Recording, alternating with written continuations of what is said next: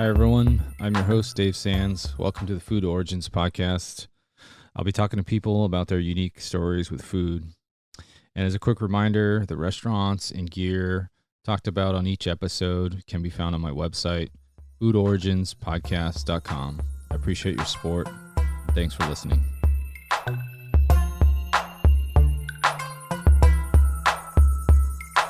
Hey everyone, welcome to another episode of the Food Origins podcast. Today my guest is Esa Yonn-Brown. She is the owner of Butter Love Bakeshop in San Francisco, California. We go way back because we went to culinary school together at the City College of San Francisco's hotel and restaurant program. So we've known each other for quite some time, and I appreciate her coming on, sharing her story. She started a couple businesses with some classmates in the beginning, then took her mom's pie recipe, started making pies, turned that into a business, and then eventually became the bake shop. So we talk about that, all the different treats, all the different family interesting things that happened with there, dealing with the pandemic. Also her husband Josh, who's a chef, so we share some of that, of his stories and his influence in her life and her career. And Josh is a great cook as well. So shout out to everyone for listening. Appreciate you guys coming on, and enjoy the episode.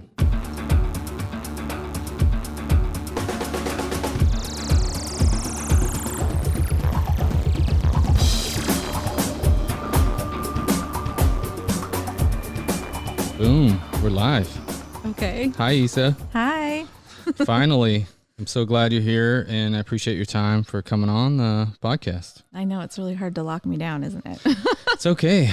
I'm here with Esa, a good friend of mine. We go way back. We both grew up in San Francisco, but we went to the City College of San Francisco's hotel and restaurant program. You can ignore the San Francisco Fire Department going by. We are on location at her bake shop, Butter Love Bakeshop. And Esa, why don't you just introduce yourself and give us a little background, and we'll go from there. Sure. My name is Esa Yonn-Brown. I grew up in San Francisco. I did go to City College, the hotel and restaurant program there. I've worked in bed and breakfast, catering, and restaurants primarily up until my daughter was born.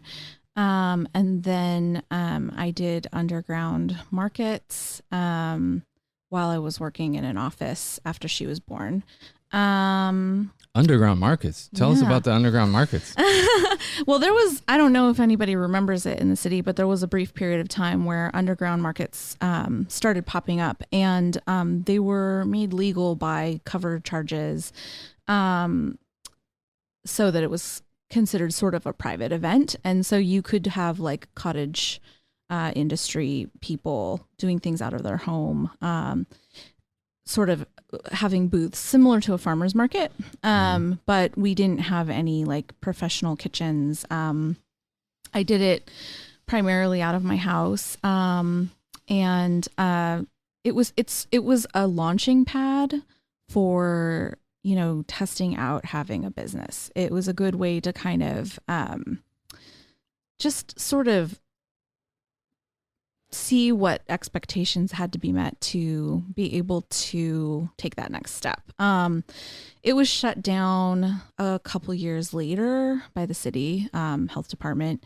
And I think also the city shut it down because, they couldn't charge for permits and stuff like that. So There was one that I participated in that stayed open longer, which I'm kind of forgetting the name at the moment, but it was because they did a lot of it. A lot of the income went to charity. So that one was allowed to stay functioning. And it was a good way there's a couple other businesses that are still alive in the city that came up in that same format. And you started cooking pretty young too, right? I started working in restaurants when I was 15. Yeah. Yeah. Okay. My first job was not cooking. I was a preschool assistant and I prepared lunch and snack for the kids. But then my second, my real job, my first real job was over the summer. Right after my sophomore year in high school, and I worked at Green's restaurant. Oh yeah. And Fort Mason. Mm-hmm. Yeah. Okay. My dad and my mom, but my dad primarily, he's a Zen Buddhist, and he was part of the Zen Center when Greens actually opened, and he helped build that driftwood structure in the dining room. Oh, wow. And so he still knew Annie Somerville. So did my mom. And so I had expressed being interested in going into cooking as a profession when we were starting the process of talking about like, what am I going to do for college and stuff like that. And so they were like, well, let's see if we can get you a job to see if you even like it. And so I got a job working at their to-go counter, and I was their youngest employee ever at that point. Oh, wow. And then I did volunteer work in the kitchen. And so I did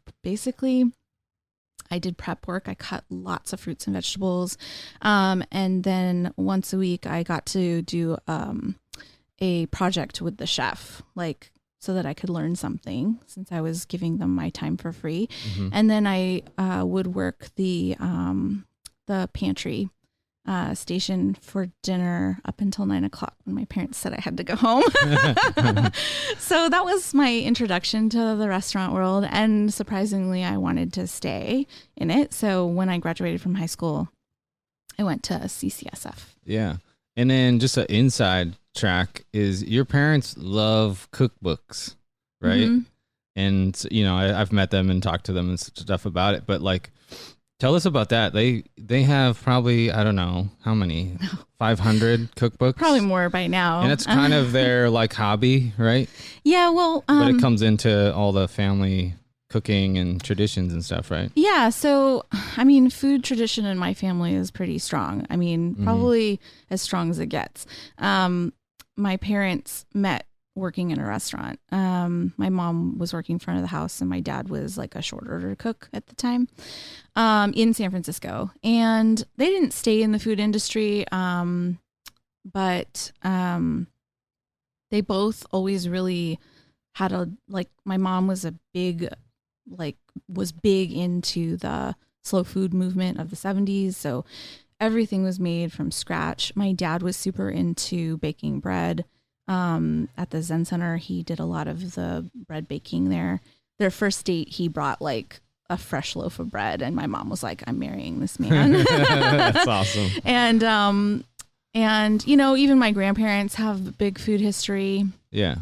On my dad's side, their family owned a grocery store in New Jersey, and then on my mom's side, my grandfather was in the Army, and he was a baker and an electrician in the Army. Yeah. And my grandmother he was stationed in the Philippines, and my grandmother was from a really poor family, and he would bring them like food when he visited, and like brought them like an entire sheet cake, which they had never seen something so luxurious in their life. And so she was like, well, this is the guy for me. Like, I will never be hungry ever again. Wow. And so yeah, so food is a big part of our family. Yeah. History. And what's your parents' background? What are their ethnicity? My mom is she's half Filipino, and the other half is my grandfather was from the U.S., but he was German, American, Pennsylvanian, Dutch, and yeah, and then on the Filipino side, there's some Spanish heritage as well. So that's my mom's side. My dad, his dad's side was Russian Jewish, and they're from an area right on the border of Mongolia. So there's a little bit of like Mongolian mixed in. My great great grandfather looked very Asian in photos that we have. And then on my dad's mom's side, my Nana was she was a mix of French and Irish. Got it. That's an awesome mix. Yeah, there's about 8 different things in there. Yeah, no. And that kind of curtails right into, you know, what you grew up eating. And from what I remember you always telling me was that, you know, the holiday / family meals were always probably 99% from scratch, pretty much. Like there was not, anything out of a can, anything that was, Yeah, the only canned items we had in the house were bonito fish, which was instead of tuna because it was like dolphin safe, and then canned tomatoes, and then sweetened condensed milk and evaporated milk occasionally for like traditional like holiday desserts. Yeah, so like what did you eat growing up? What was like your some of your childhood meals, and then you can get into some of the big family meals. It like really evolved over time, but I would say when I was like really young, my parents were mostly vegetarian. And my mom, we had pretty much rice and broccoli at every meal. And then, the protein was usually like tofu or occasionally chicken. I'd say we ate like red meat, like maybe once a month. It was kind of like special. Yeah. Okay. Usually, pretty simple, quick, stir-fried things, lots of vegetables. And then as my mom got more experimental, it got a little bit more exciting. But one of our weekly meals was like tofu tacos. And then my parents always made bread, so homemade bread was like always around, and they got really into sourdough when I was in high school. Oh, that's awesome. It was, but it was also kind of funny because like I'm in high school and like my mom had the starter in the front seat of the car, and I'd have to sit in the back because she's like driving around with it all day Low to make priority. sure she's paying attention to it. Oh my gosh, yeah. My wife wants me to start, and I was like, I don't know if I'm ready for that yet. My husband makes amazing sourdough bread. Then let's talk about Josh real quick. Sure. Isa's married to a chef as well, and you guys met at through the City College program. Yeah. Tell us a little bit about Josh. We met at City College. He was a semester ahead of us. Okay. And then he also took a semester off at one point to do some traveling, and then he came back and was like in our class for like 2 weeks. And then he dropped out because he got the job that he really wanted, which was at the time, which was at Zuni, the Zuni Cafe. Very nice. Yeah, and he was there for a couple years. We met in school, and we were, I would say, sort of acquaintance friends in school. Like we met, and we definitely had a connection right away. I think we were like dating other people.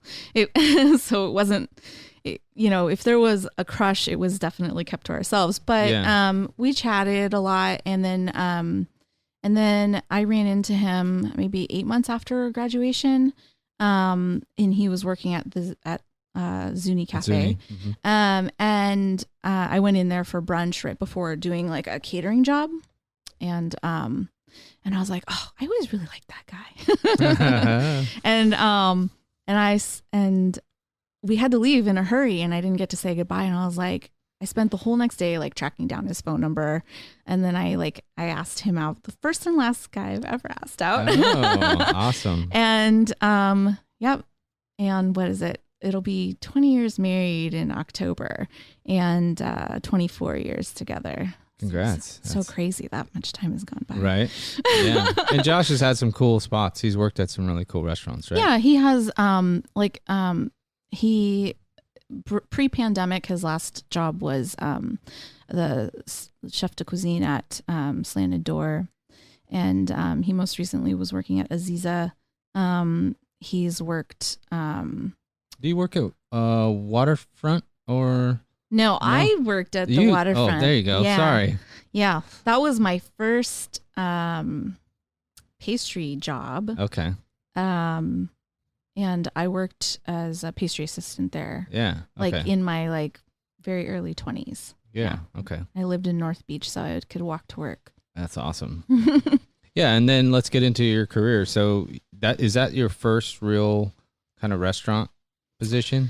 That was my first, other than Greens, that was my first restaurant pastry position. Yeah. When I first went into school, I was actually more interested in going into savory, and being like a cook, a chef. Yeah.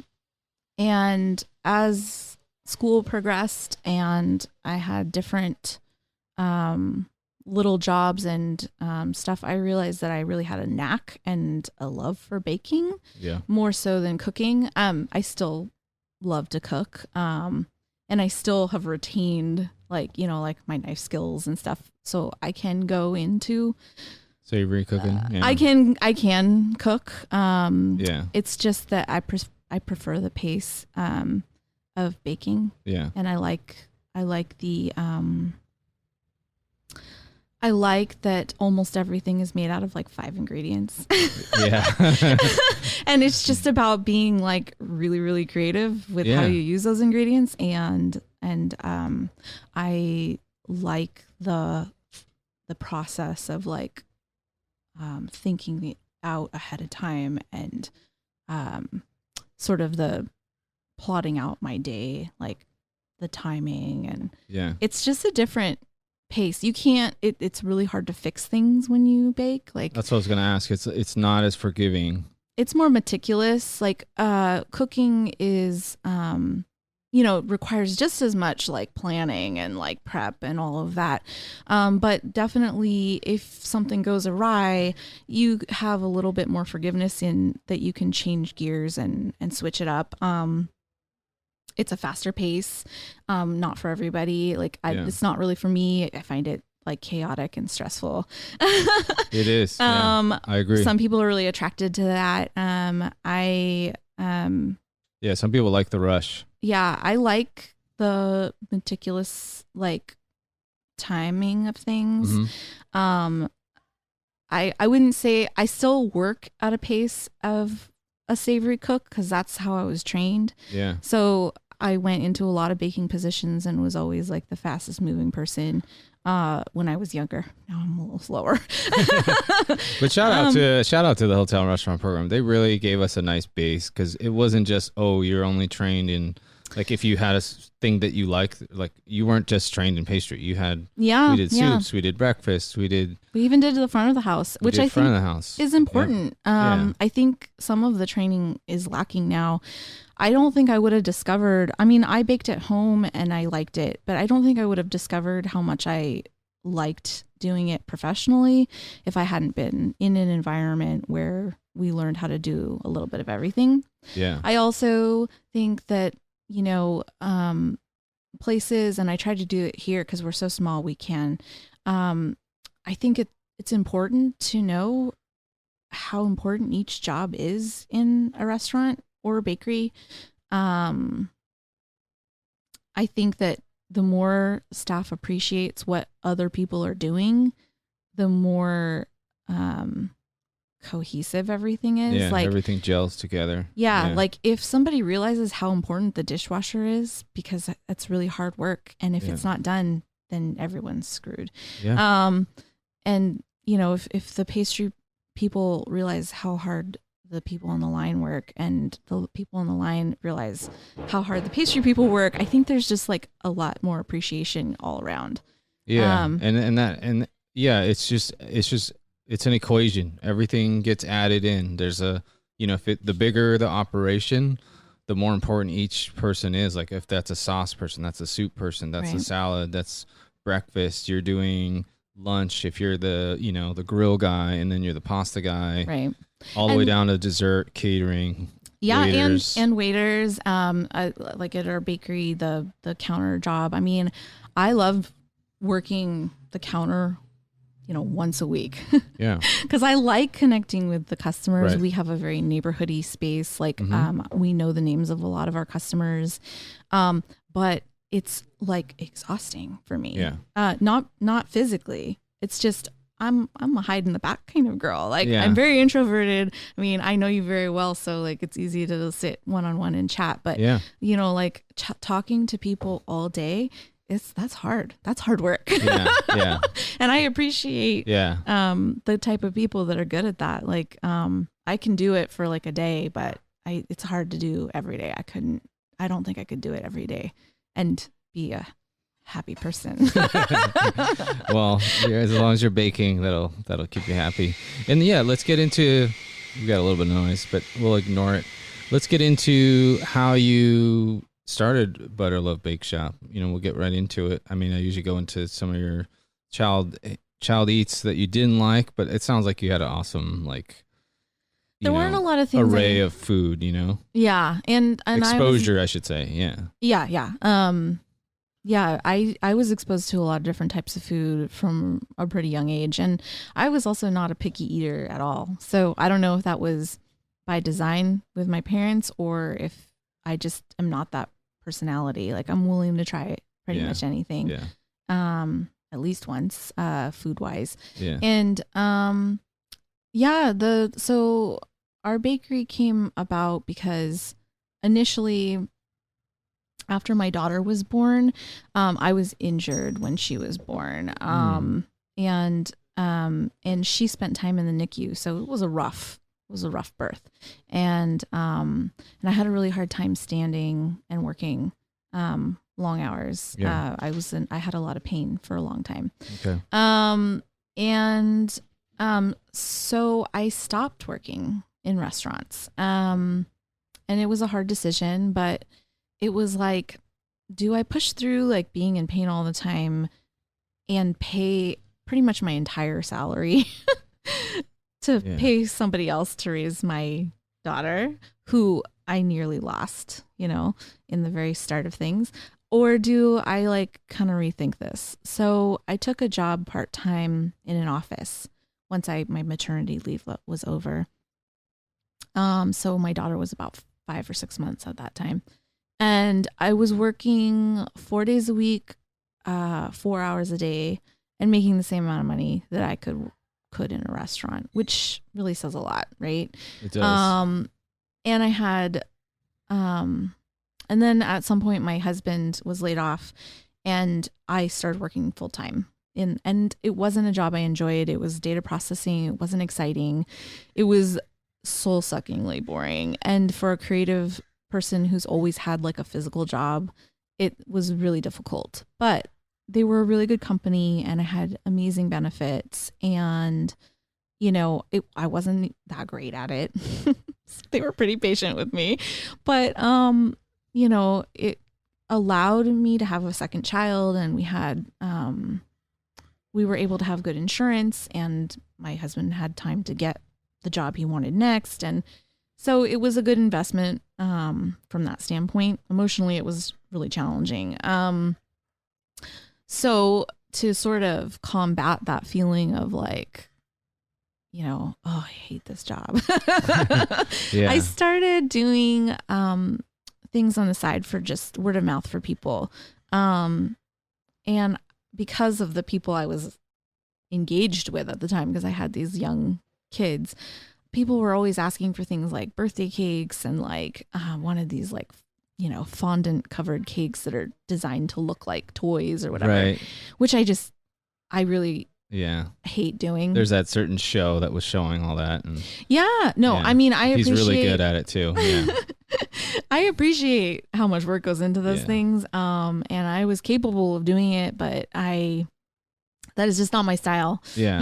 I'd rather the food be the show, not it. Correct. Looking like something And else. I have Esa to thank. She made me a birthday cake a long time ago. And it was like, she's like, what do you want? I said, I can't stand buttercream. I was like, I just don't like the taste of it. I just feel like it's not, I don't know what it is about buttercream. It's not my thing. Yeah, it's not my thing either. And I was like, can you just make it with whipped cream so it tastes better?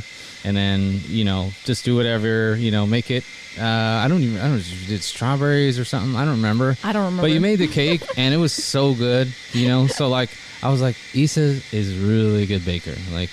You brought it and everyone was like, she made that? I'm like, yeah, it's fantastic. I was like, we went to culinary school again. And they're like, oh, wow. Okay. And then, that always was in the back of my mind that you could just whip that out. And I was like, if she ever does baking, it's going to just be fine. She'll be fine. She'll take off and no problem. And I was kind of working in the Mission, and I kind of caught up with you again years ago when I was working in the Mission. And I was like, hey, you're selling pies at I think it's on the old record store.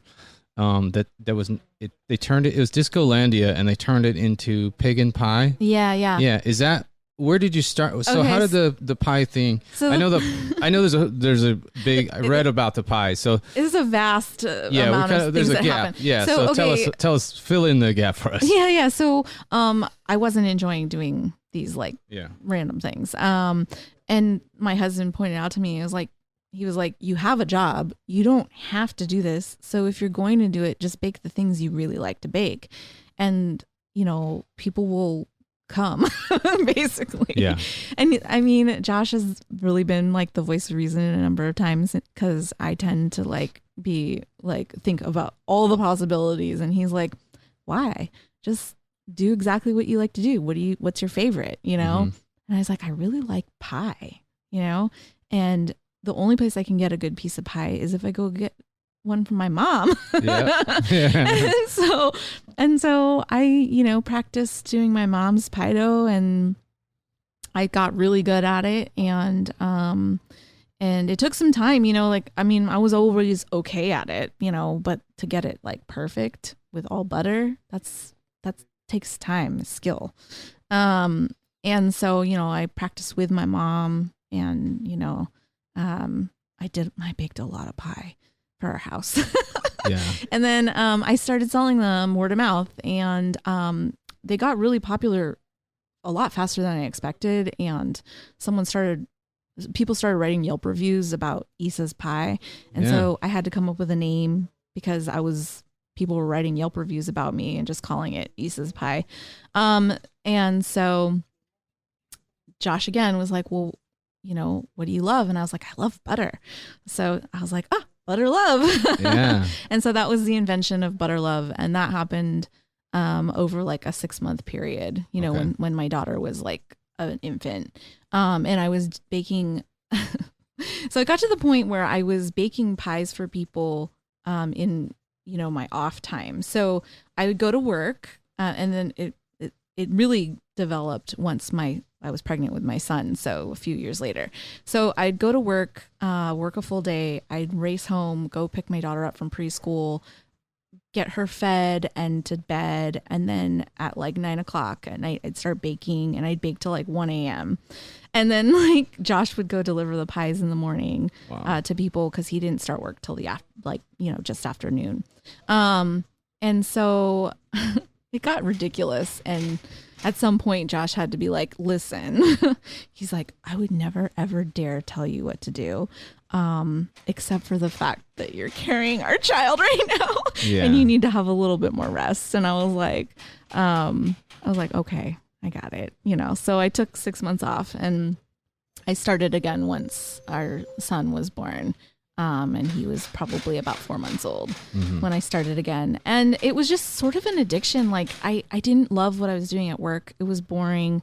And so I needed to have that creative outlet, or, if I don't have a creative outlet, I get really kind of depressed. I need to have something creative or problem solving going all the time. That's just sort of. It's kind of therapeutic, right? It's just, my brain is on all the time when I'm awake, even sometimes when I'm asleep. Yeah. And I have ideas constantly, and it's maybe even a little bit manic. And what ends up being actually physically baked is the edited version of like all that's going on in there. So the counter at our bakery is like a reflection of my brain. It's just like, I've always got something going on and new ideas, and I have to kind of pare it down all the time. That's awesome. You wouldn't know, because I have a fairly calm demeanor outside, but my brain is just firing wacky. all cylinders. Yeah. So it went from doing direct deliveries to underground markets, and then those got shut down. And then I got laid off in 2010. And like a lot of people in office jobs. And I was like, oh my God, this is my job now. And a few months after getting laid off, I was approached by the New York Times, because they had heard about my pie, and they were writing a feature on pies are the new cupcakes, which I don't know. That's if that really was true, but they did become really popular for a minute. And so I was one of the pie makers they wanted to feature. So in a couple weeks time, I got my business license. I found a kitchen to rent because I was like, oh crap, I'm going to be written about like in a pretty widespread, publication. I better like make sure that I am doing this legally. It's the biggest newspaper in the country. So that the article came out like 2 weeks before Thanksgiving. I was flooded with orders and it was just me. And so I made 62 pies and that was all I could do. I turned away probably like 300 orders. And so that was sort of the real birth of Butter Love Bakeshop. It was already going, but that was when it became like a legitimate business. You're like, okay, I need to find a spot and get this kitchen going. So it was sort of like, I was laid off. I had just been back from maternity leave for a couple months. So I had like $300 in my savings. Like I really had to make it work. I mean, my husband had a job. We were able to pay bills, but like, we didn't have a lot of extra to start a business, but I did with nothing. And so, it kind of took off, right away. And I did direct delivery, I did wholesale, and I did farmers markets for quite a few years. And then I got kind of sick of it. I was always trying to have a storefront. And I just kept growing in directions that I wasn't that interested in. Like people wanted me to do like corporate catering and I didn't really want to do that. And people wanted me to do, right at the start of these delivery services, like Good Eggs was just starting. I tried that out for a minute and I didn't really like that. I liked having more control over your product. Or how much I was going to be ordering or, how much orders I was going to be taking. Right. It was a little bit chaotic at the moment because they were just getting started too. And so I did all the deliveries myself and it was exhausting. And I always was working within my means. Like I never lost any money, but I wasn't able to save anything. And so, I took a year and a half off to work for other people and to write a business plan. And I stalked the place I have now for like 3 years. Oh, wow. And 1.5 of those years was when I was off and they finally put it up they were going to sell their business. So I was like, I went to my husband and I was like, hey, like, I think this might be our opportunity. It's in our neighborhood. We live right here. The kids are like walkable distance from work, in school. And so I was like, this is like kismet. It's like meant to be. And so like we went for it. It was scary because, signing leases and stuff is a lot more than like, being in a farmer's market stall and renting a space in someone else's kitchen. So this is my kitchen and all. And then, so the official opening of Butter Love here is when did you guys open? It was 2016 is when we took the lease. I think January of 2016 was when it started. Maybe it's 2017. Can't remember. But yeah, it's been 6.5 years we've been here. Yeah, it's awesome. And you have quite the menu. So I made a short list, but it took up the whole page. And this is just some of the things. And then Esa can chime in because there's plenty more. But like, I'll just go over just some of the things you have that are showing up at the front counter. And I've tried maybe half of these. But like, obviously pies, you have apple, pecan, pumpkin, and then probably seasonal fruit. Scones, savory and sweet and fruit. You got croissants, donuts, cookies, chicken pot pie, which is my favorite. You do those on Fridays, I think, right? We do them on Saturday and Sunday. Saturdays and Sundays on the weekends now. I saw that you did a corn chowder pot pie, which is really cool. Cherry cuppies, breakfast pockets, quiche, Rice Krispies, brownies, cupcakes, churros, Irish porter cake, hot cross buns. You even did something for the Ukraine, honey cookies, muffins, fritters. Yeah, so some of the stuff that you're mentioning is like things that we did for special things like raising money for different charities. We try to stay a really big part of the community. When quarantine first started, we didn't get the PPP loan the first round. We got it the second round. So there was a 2-month gap where I was starting to pay my employees from my savings and I wasn't paying myself, and I was getting really nervous. And I put up a GoFundMe page, which was really hard for me because I was like, how can I ask people to pay my employees for me? Like that feels wrong, but I was desperate to keep my employees in a safe place. And I didn't want them to have to work if they didn't feel safe. And we were working with a really skeleton staff because, some people didn't feel safe enough to work. I mean, none of us really felt safe enough to work, but we tried to make it as safe as possible. Before any of the mandated things came up, we turned into a takeout only thing. And the neighborhood really stepped up and donated a lot to our GoFundMe page, but then we got our check within 2 months. And so I felt like I can't just keep this money, they donated it to us for good reason, but I didn't feel right at that point. So I turned the GoFundMe page and I contacted everyone, or I let everyone know that I was going to use it to provide groceries for the neighborhood for people, and no questions asked. It was a lottery system. And when I ran out of the GoFundMe money, I had people continue to donate. So we did, we fed probably 250 families over a 10-month period. And unlike, food banks and stuff, we didn't require them to provide proof. Right. We just said, I was like, nobody will know that you didn't pay for it. Even my staff didn't know which bags were paid for and which ones weren't. Some people were just buying groceries from us, cause we were able to get things in bulk and break it down. A lot of restaurants and bakeries did stuff like this. We would get raw ingredients and break them up into smaller portions. And so the names on the bat were put on the bags, but nobody knew whether they were donation bags or paid for bags, except for me. I was the only person that ever had access to that information. So, and I made sure people knew that so that even friends and family could ask for food if they needed it. I said, there's nobody, if I can give you food, I'll give you food. This is a crazy time. And I felt so protected by our community that I felt like I had to give it back, Yeah. And that's really awesome.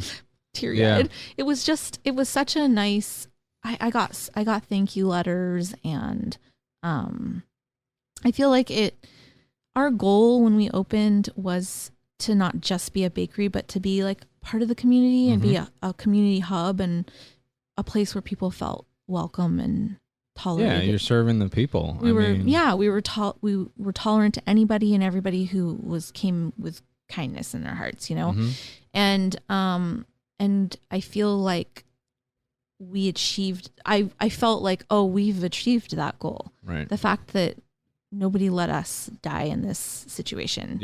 Metaphorically, our business didn't go under. I think all the good that you do is, I think, always weighs out your chances.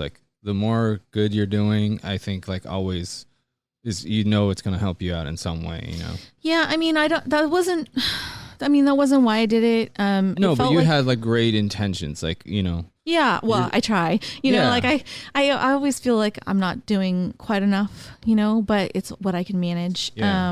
And Josh, my voice of reason is always like, why are you so worried about the people you didn't feed?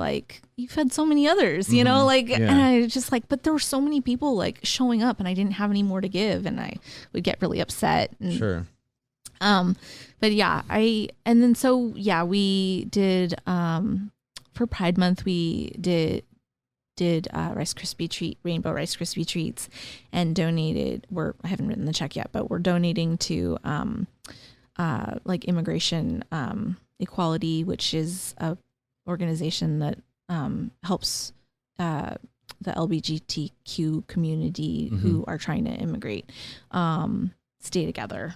And, you know, a lot of people don't think about that side of things. Like not all countries are recognize people as a family if they're not, you know, a traditional man and woman married. Right. So that can displace a lot of people like kids and family members. So yeah, that was our most recent thing. And, you know, during the holidays, we always adopt a family and so. And then of course, a ton of pies come out on that time for sure. So I'm actually looking forward. This is the first time that we will have like 2 ovens instead of 1. Yeah. The most pies that we ever did in like a 3-day Thanksgiving period was like over 500. It was like 600 something. Wow. In 1 oven. Wow. And so now we have 2. Yeah. I'm so excited. Yeah. It'll be a lot easier. Yeah, and then if you need more, you can do more. Yeah, so our capacity has increased a little bit. Yeah. I mean, we're still a really small space. Yeah. So we'll see how that works. But yeah, we have a little extra wiggle room with the oven space now. Yeah. But yeah, so all the items you mentioned, some of them are seasonal. Like we only do the hot cross buns during like Easter time, and yeah, the pies are all seasonal as well. So like pumpkin and pecan is usually done more during the holiday season when there's less fruit available. Right now we've got like peaches, nectarines, like all the stone fruit, berries. What is your favorite on the menu? What are Esa's favorites? It's really hard to choose because they're all like things that I like. Sure. Right. Pie is definitely my favorite all time, and cookies and pie. I always joke that it's a good thing I didn't open a cookie company, or I'd be like, you know, 500 pounds. And I'm already not a svelte person. So I don't allow myself to eat cookies unless I have to try them for some reason. If it's a new recipe. But the pies are my favorite overall, and anything in a pie crust. And I like fruit pie best. So whatever's in season, like the best fruit, that's my favorite. Yeah, and they're really good, by the way. Thank you. Anything is there anything that you're making that's kind of a staple? Because I know I mentioned a lot of special stuff. You have a lot of staples, right? You have a lot of things that you make pretty much on a daily basis, right? Yeah, so we always have whole pies. We always have quiche. We always have 3 types of scones, 2 sweet, 1 savory. We always have croissants. Ham and cheese, chocolate, and butter croissants, and then occasionally we'll do like a special almond croissant. We always have muffins, or we used to do buckle, which is a coffee cake in a muffin shape. But people just like muffins, so we started doing muffins. We do donut muffins, which are my favorite of the muffins. Yeah, that sounds good. I haven't had one of those yet. They're really good. A little bit bad for you. It is donut. It's a muffin that is rolled in butter, and then melted butter, and then in cinnamon sugar. And the muffin itself also has like the taste of a like an old fashioned donut. Oh wow. Yeah. So oh man. Yeah, it's really tasty. And then some of them we fill with either Nutella or jam. So like a filled donut. Very muffin. Nice. I always tell people don't listen to this podcast hungry. Otherwise you're in deep trouble. I know. And then I always go a little too far. A side note, it's awesome. I mean, I always ask everyone you're here in San Francisco. Is there any local spots that you like that you want to shout out to them and give them a little? Oh, let's see. I know there's a lot, but obviously, tell us what you like. Yeah. Well, obviously there's people in our neighborhood, that are part of our community.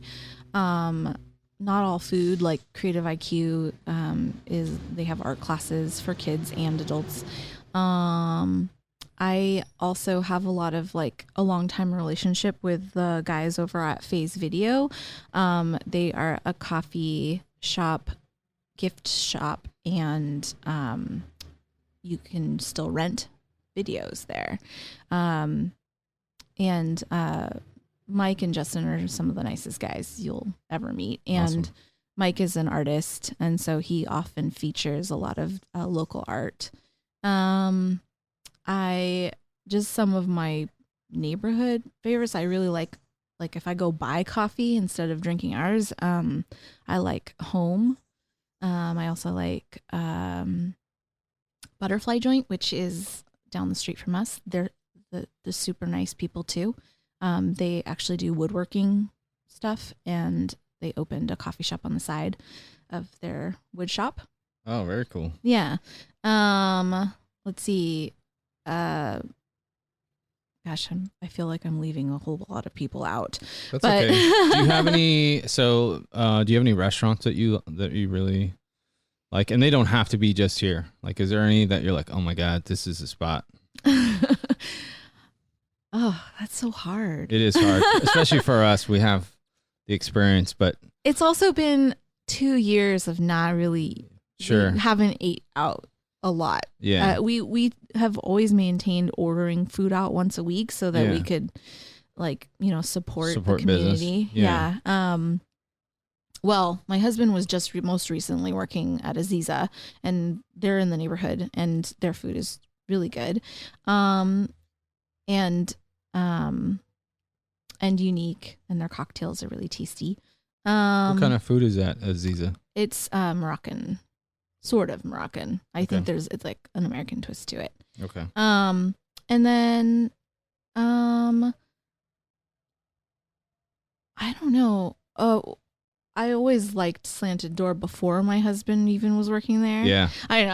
I'm not going to choose all the restaurants he worked at because I ate at those places a lot when he was working. No, but I totally agree with you. I've been there when it was the little spot in the Mission on Valencia. Yeah, me too. Before it blew up. Yeah. And Charles now has. I haven't tried the sandwich shop yet, but out the door. They have a new. Oh yes. Banh Mi place. I've been wanting to try that, but I'm always working. But I've been meaning to try it. But I bet they're really good. Yeah, he's got trying to think of what it's called, but I'll put it in the notes. Yeah, and let's see. I don't know. Like, if you choose a category, I can tell you like 5 different restaurants I like, but when it's so broad, it's so hard. Yeah, for me to think. Asian. Let's see. Asian. For the neighborhood, we like the volcano curry. I also like going for ramen in Japantown, and I'm trying to think of the name of the place, and it's like slipping my mind at the moment. Where's it located? Is it like? It's in like the square near where the hardware store is. They only have like 5 different things, like ramen things. Mm-hmm. They're really good. And I don't know why I'm blanking right now. Let's see. As far as like, we have I like Rose India. That's in the Asian category, I think. Mm-hmm. Asia, yep. Yeah. And let's see. We're looking for a new Chinese place. Like, we have a hard time like finding one these days. Like, we used to have staple ones we always went to, and I think a lot of things have closed.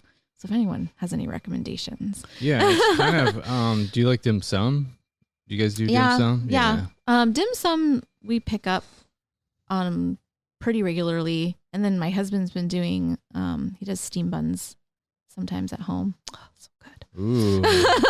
Shout out to Josh. That sounds really good. Yeah. And he's going to start playing around with milk bread and stuff too. Yeah, I mean, thanks for those, and we'll add some more if you think of any offline or anything. But is there anything? And then I always ask, is there anything you'd want anyone to try, like a dish that they should try, or do you think do you have a favorite recipe that you're like, this is what you should try to make at home? Oh, well, I mean, I encourage people to try making pie at home. I think people are really afraid of doing pies at home because of the fact that getting the dough just right is really challenging. I would say it's, even if you do a terrible job, it's still going to taste good. Really the pie dough is about the texture. So like, don't be afraid to try it out. Your first couple might not be great, but it's okay. There shouldn't be any fear attached to it. Like it's all experimental. Like, I still do things at home, try new things like all the time. Like, my kids love it when I get into something that they really like. Like a few years ago, I was like, I am going to master, spaghetti and meatballs. And I like made it once a week for like 6 months. Yeah. Until I got it exactly how I like it. And they're like, oh, no problem, we'll eat that. Yeah. Is there anything, I didn't ask you that too, is a lot of people, started to cook during the pandemic because they were stuck at home. Mm-hmm. We saw the most, probably flour sold more than anything it's ever sold in a long time. Is there something that you and Josh kind of picked up? You're like, oh, we never made this. So like, let's. I was working full time. Yeah. And maybe a little extra. True. Josh actually came and worked in the bakery, and so he did a lot more baking than he had ever done before. He already knew how to do, certain things. Like he's always done bread, and he's good at that. But he became like a full-fledged baker, so he could easily get a job as a baker if he really wanted to. I don't think it's what he wants to do full time. Yeah. He likes cooking. Yep. But he did, like I mentioned before, he started playing around with steam buns, and he was making steam buns, and he did a couple pop-ups here at the shop, which we're hoping he'll do again in a few weeks. Oh, let me know. Yeah, for sure. Yeah. I'm excited too. So he played around with that. He was home full time during a year and a half of the pandemic. So he was like the stay-at-home dad, and he took care of the kids and me. And he played around with a lot of stuff. He got really good at making ramen at home. He got really good at sort of perfecting some of the dishes that he already knew how to make. Like would make fideo, which I don't know if you've ever had that, but it's a Spanish dish. No. Similar. It's kind of got similar concept as risotto, but it's toasted thin noodles. Mm-hmm. And then it's served with like aioli and lemon. It's so good. Oh, that sounds really good. Try it out. It's fun. And then he did risotto, and he did a lot of Korean food, which we had not ever really experimented with. I still haven't. I've just reaped the benefits of his experiments. Yeah. So he did like Korean fried chicken and yes. Love Korean fried. Yeah. I love fried chicken in general, but Korean and the japchae and like a bunch of stuff like that. So yeah, he did a lot of playing with food. I was just maintaining. I was working a lot. Yeah. And so I didn't experiment like a ton, unfortunately. Yeah. But I've had my periods of time where I have. And then of course it's always an outlet here. Yeah, like I was going to say you get to experiment here, like if you want to try. Yeah. So we did a lot of like during parts of the pandemic, we did things that we don't normally do. Like I did kind of family meal type things, so that people could pick it up easily and heat it up at home. Yeah. So we did like pizzas and macaroni and cheese and stuff like that. So yeah, I played around with stuff like that. And we did loaves of bread, which we don't normally do here because we didn't have space, ovens space for that. But we did loaves of bread for a while because people were having a hard time getting bread. Mm-hmm.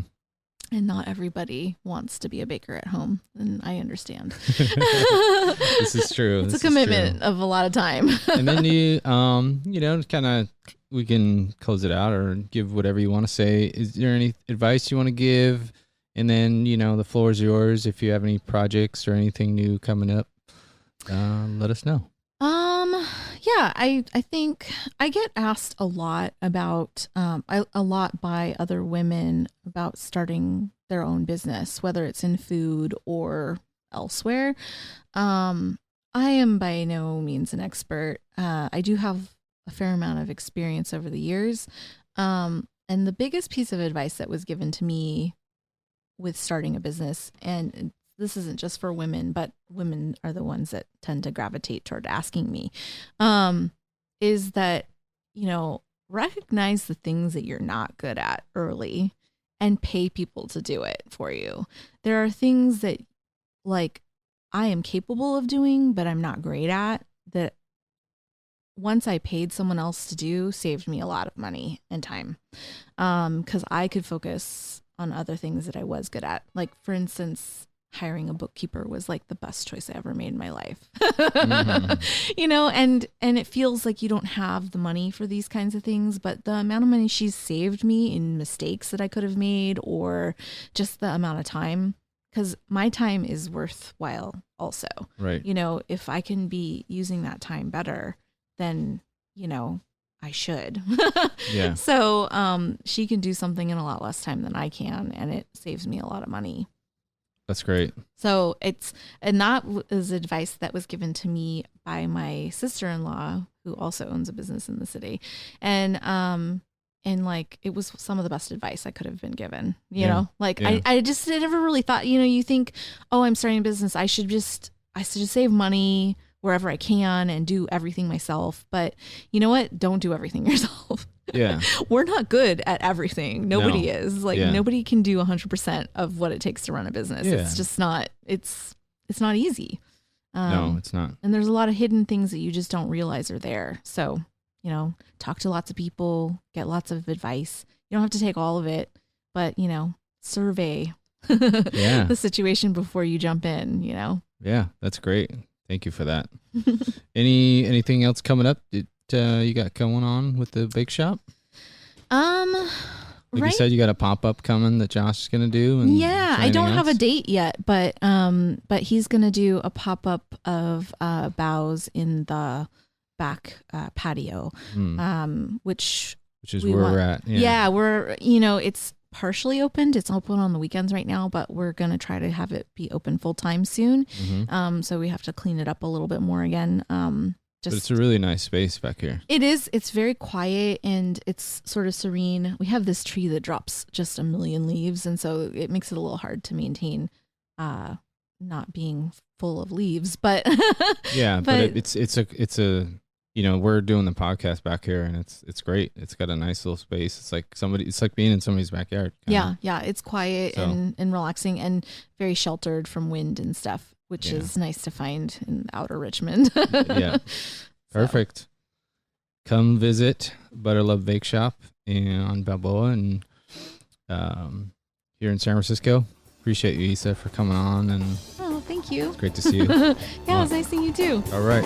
Take care, everybody. Thanks for listening. Appreciate y'all.